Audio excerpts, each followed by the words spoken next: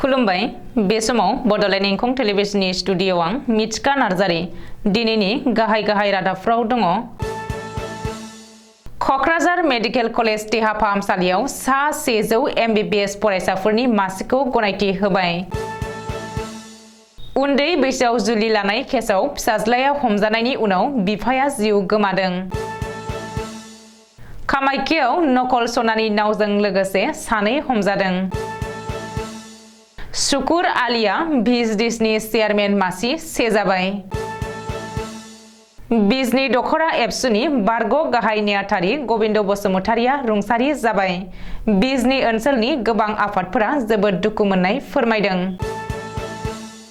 धेकियाजुलि बाथासिपुराव एबसुआ 52थि गायसन सान खुंदों। तुर्की आरो सिरियायाव बांग्रिंजों थैनाय सुबुंनि अनजिमाया गासै 40,000निबो बांसिन जाहैबाय। मसलपुराव सानसेनि हाबाफारिजों एबसुनि 56थि जोनोम सान फालिदों। दानिया फैदिनि आबुं रादाबाव।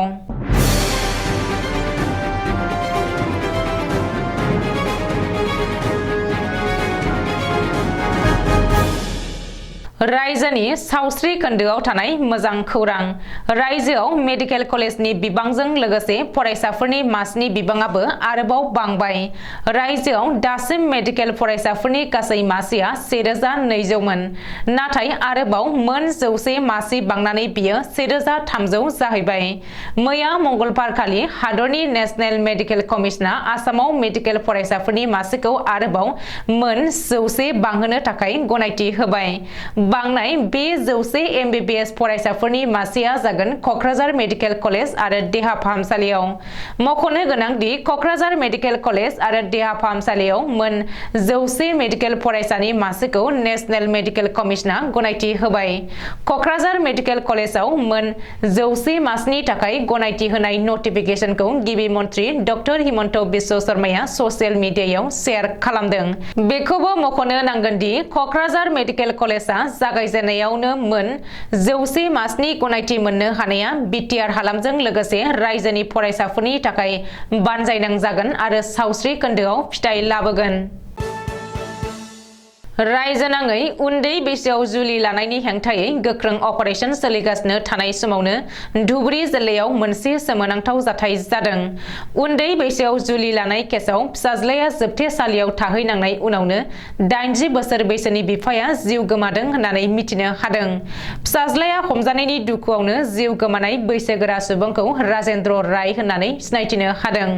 रिपर्ट बायदिब्ला राजेन्द्र रायनि फिसाज्ला उकिल रायखौ उन्दै बैसोआव जुलि लानायनि केसआव हालाकुला पुलिसआ एरेस्ट खालामदोंमोन। बेनि अनगायैबो उकिलखौ एरेस्ट खालामनायनि उनाव फोरमानलाइफोर नागिरनायनि मुङाव पुलिसआ नखरनि सोद्रोमाफोरखौ हाराहास्ति खालामनायजों लोगोसे हुमखि होदों होननानै नखरनि सोद्रोमाफ्रा अजद होदों। जाउनाव फिसाज्लानि जिंगा आरो पुलिसनि हाराहास्तिनि थाखायनो 80 बोसोर बैसोनि राजेन्द्र रायआ जिउ गोमायो होननानैबो नखरनि सोद्रोमाया बुंदों। गुबुन फारसे उन्दै बैसोआव जुलि लानायनि हेंथायै पुलिसनि अपारेशन सोलिबाय थानायनि थाखायनो मंगलबारखालि गौरीपुर नोगोराव सासे सुबुङा गावखौ फोथैनानै लादों होननानै मिथिनो हादों। रिपर्ट बायदिब्ला सुलुङाव गावनि गोदोना हानानै जिउ फोजोबनानै लादों।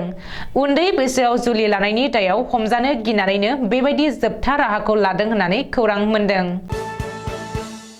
कामाख्या जंक्शनाव सनानि नावजों लोगोसे सानै सुरां फालांगिरि हमजादों। आगरतला बांगालुरु एक्सप्रेस रेलगारिनिफ्राय गोबांथार बिबांनि ड्राग्स बोखांनो हानायनि उनावनो कामाख्या रेल स्टेशनाव नकल सनानि नाव बोखांनो हादों। मिथिनो हानाय बायदिब्ला दिनै कामाख्या रेल स्टेशननि प्लेटफर्मआव जेआरपिनि सरासनस्रा सिग्रोमनायाव गुबुन रायजोनिफ्राय फैनाय सानै सुबुंजों लोगोसे गंसे नकल सनानि नाव बोखांनो हायो। कामाख्या स्टेशनाव दिनै नकल सनानि नावजों लोगोसे हमजानाय सानै सुबुंखौ गुजरातनि जुबेर गनी भाई आरो सालिम माजबुद्दि होननानै सिनायथिनो हादों। रिपर्ट बायदिब्ला नकल सनानि नावखौ सुपारिजों बोनजाबनानै सि सोग्रा बेगाव सोनानै स्रोद लाबोखुमादोंमोन। गुबुन रायजोनि सानै सुबुङा नकल सनाखौ गुवाहाटीनिफ्राय गुजरातआव लांनो नाजादोंमोन। नाथाय बेनि सिगांनो कामाख्या स्टेशनाव जेआरपिनि हानजाया हमनो हायो। बबेखानि बोखांनो हानाय नकल सनानि नावनि लिरथाय जखाया 2 केजि जागोन आरो बेनि हेंथायै कामाख्या रेलवे पुलिसा केस रेजिस्टार खालामनानै बेनि बागै नायबिजिरनो जागायो।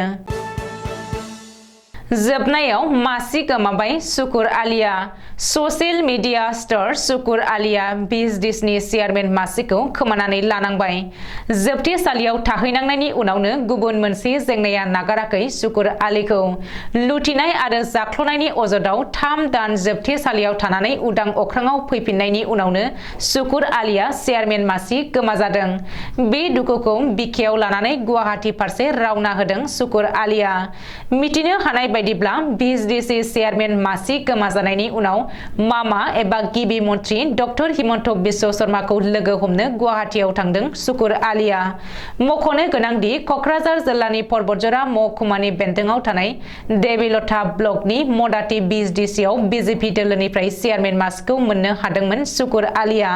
नाथाय सोरखारि बिथांखिनि रां जाख्ल'नाय आरो घुस लानायनि अजदाव 3 दान जोबथेसालियाव थानानै जामिनाव गबोनायनि उनावनो मंगलबारखालि सुकुर आलिखौ मासिनिफ्राय बोख्लायनानै गोदान चेयारमेन थिसनो बिजेपिआ। रिपर्ट बायदिब्ला सुकुर आलिनि जायगायाव आब्दुल मालिकखौ मदाति बिजडिसिनि चेयारमेन थिसनबाय। बेनि जायगाखौ जायगानि बिजेपिनि सुबुङा फोरमायथिनाय बायदिब्ला जाख्ल'नाय आरो घुस लानायनि अजदाव हमजानायनि थाखायनो सुकुर आलिखौ बिबाननिफ्राय बोख्लायनाय जादों। मोनसे समनि बिजनी दख'रा दुलाराय बर' फरायसा आफादनि बारग' गाहाय नेहाथारि गबिन्द बसुमतारिया हरखाबै बुधबार खालि हराव स्ट्रक जानानै 14/2/2023 मंगलबार खालि मोनाबिलि समाव रुंसारि जालांबाय। नखरनिया हाखु दाखुयै बङाइगावनि लवार आसाम हस्पिटालाव लांदोंमोनब्लाबो बिथांनि जिउखौ रैखा खालामनो हायाखैसै। समाज सिबियारि आरो बयजोंबो मिनिबाला रायज्लायग्रा गबिन्द बसुमतारिनि रुंसारि जानायाव बिजनी जिल्ला बर' थुनलाइ आफादजों लोगोसे बिजनी ओनसोलनि गोबां आफादफोरा दुखु मोननाय फोरमायदों। रुंसारि जानाय समहालागै गबिन्द बसुमतारिया गुदि फरायसालिनि फोरोंगिरि महरै सोरखारि हाबा मावगासिनो दङमोन। बिथांनि अबथिरा रुंसारि जानायाव मंगलियान ओनसोलनि गोबां रायजोफोराबो गोथौयै दुखु मोननाय फोरमायदों आरो गबिन्द बसुमतारिनि रुंसारि जानायाव ओनसोलनि सासे आगोमा बर' सानसुमै खहा जाबाय होननानै फोरमायदों। मोनसे समाव जेब्ला बिजनी दख'रा दुलाराय बर' फरायसा आफादनि गाहाय नेहाथारि बिबाननिफ्राय बिथाङा आजिरा लानायनि उनाव समाजखौ सिबिनो थाखाय सुबुं खुंथाय खान्थिखौ मान होनानै 17 नं सुबाइजार बिटिसि बियाबाव एमसिएलए बिजाथि महरै बिथाङा गसंदोंमोन। बै समाव रायजो राजानि गोबां हेफाजाब एबा मददखौ बिथाङा मोननो हादोंमोन। बर' हारिनि माहारियारि आफाद दुलाराय बर' फरायसा आफादनि 52थि गायसनथाइ सानजों लोब्बा लाखिनानै सनितपुर जिल्ला दुलाराय बर' फरायसा आफादा सा धेकियाजुलि आनसलिकनि बाथासिपुर मिलन गेजेर आरो गोजौ फरायसालिनि गेलेग्रा फोथाराव मेहेरगोनाङै 52थि गायसन सान खुंदों। बे मेहेरगोनां हाबाफारियाव बाहागो लायो मिरु दुलाराय बर' फरायसा आफादनि सुबुं फोनांजाब नेहाथारि राजेश बसुमतारि, लोगोसे सनितपुर जिल्ला दुलाराय बर' फरायसा आफादनि आफादगिरि जित स्वर्गियारि, लोगोसे गाहाय नेहाथारि एनस मोसाहारि, लोगोसे गोबां जिल्लानि बिबानगिरि आरो दख'रा आफादनि बिबानगिरि नेहाथारि आरो बायदि बिबानाव थानाय बिबानगिरिमोना बाहागो लायो। मख'नो गोनांदि 1967 मायथाइयाव दिनैनि सान एबा 15 फेब्रुआरि खालिनो दुलाराय बर' फरायसा आफादखौ गायसननाय जादोंमोन एबा दानाय जादोंमोन। बै समाव आगदारि बानेश्वर बसुमतारिया आफादनि आफादगिरि महरै सायख'जादोंमोन आरो खनकेश्वर नार्जारिया गाहाय नेहाथारि महरै बिबान रुजुनबोदोंमोन। सोलिफु बोसोर 2023 नि सिगां बाहागोआव थांनाय 6 फेब्रुआरि खालि फुंनि 4 रिंगासोआव तुर्की आरो सिरियायाव बांग्रिं मावनायजों गेदेर बिल्डिंफोरा गोग्लैनायाव थैनायनि अनजिमाया गासै 40,000निबो बांसिन जाहैबाय। मोन्नैबो हादरनि डिजास्टार मेनेजमेन्ट अथरिटिया मिथिहोदों बे खौरांखौ। सोमोनांथावदि 77 बोसोर बैसोनि सासे सुबुंखौ भारतनि रैखाथि हानजा एबा एनडिआरएफआ 212 घन्टा उनाव गोथाङै रैखाथि होनानै बोखांनो हादों आरो 42 बोसोर बैसोनि सासे सुबुंखौ 222 घन्टा उनाव गोथाङै बोखांनो हादों होननानै सालाम आदलदिन मुंनि सासे तुर्कीनि सुबुङा फोरमायदों। भारतनि रैखाथि हानजा एनडिआरएफनि बे जाफुंसार नाजानाय आरो खामानि मावनायखौ गोबां हादरानो बाख्नायदों। ओजोंहाय सासे एनडिआरएफ जवाननि बिसिया न'आव सासे फिसाजोखौ जोनोम होनाय खौरांखौ मोननानै एनडिआरएफ जवाननि लोगोफोरा बै गथ'नि मुंखौ तुर्की चौधुरी मुं दोनदों होननानै ससियेल कमिटियाव आर'ज जासोदों। बाक्सा जिल्ला एबसुआ 56थि जोनोम सानखौ सानसेनि मेहेरगोनां हाबाफारिजों मसलपुर सदराव थानाय गाहाय मावख'आव फालियो। जोनोम साननि हाबाफारि बायदियै फुंबिलिनि समाव गौथुमनि आर'ज गाबनायजों लोगोसे गिबि हाबाफारि बायदियै आफादनि फिरफिलाखौ बिरहोयो बाक्सा जिल्ला एबसुनि आफादगिरि उमेश दैमारिया। नैथि हाबाफारि बायदियै बड'फानि मुसुखायाव बिबार बावनाय बिबार बावजेनो मिरु एबसुनि लोगो आफादगिरि रोमदोन बसुमतारिया। थामथि हाबाफारि बायदियै मुंख्लंफोरखौ गोसोखांनानै बिबार बावनाय बावजेनो मोनसे समनि मिरु एबसुनि बारग' नेहाथारि थामहिनबा सोलिफु बिटिसिनि एमसिएलए मन्टु बर'आ। ब्रैथि हाबाफारि बायदियै एबसुनि बारग' आफादगिरि आरो नेहाथारि रुंसारि आरो मुंख्लंफोरखौ गोसोखांनानै बिबार बावजेनो मोनसे समनि मिरु एबसुनि बुंथिगिरि लोगोसे दानि बिटिसिनि आयेन आफादनि बुंथिगिरि काथिराम बर'आ। बिबार बावनाय हाबाफारि जोबनाय लोगो लोगोनो एबसुनि 56थि जोनोम सानजों लोब्बा लाखिनानै केक हानाय हाबाफारिखौ मावफुङो बाक्सा जिल्ला एबसुनि आफादगिरि उमेश दैमारिया। बाक्सा जिल्ला एबसुनि आफादगिरि उमेश दैमारिनि आफादगिरिनि मासि लानानै मेल सामलायनायाव गेवलां सावराय मेल जानानै थाङो। बे गेवलां सावराय मेलखौ बेखेवनानै होयो बाक्सा जिल्ला एबसुनि बोसोनगिरि बि सोमखोर बसुमतारिया। दिनैनि रादाबा एसेनोसै। गोजोन्थों।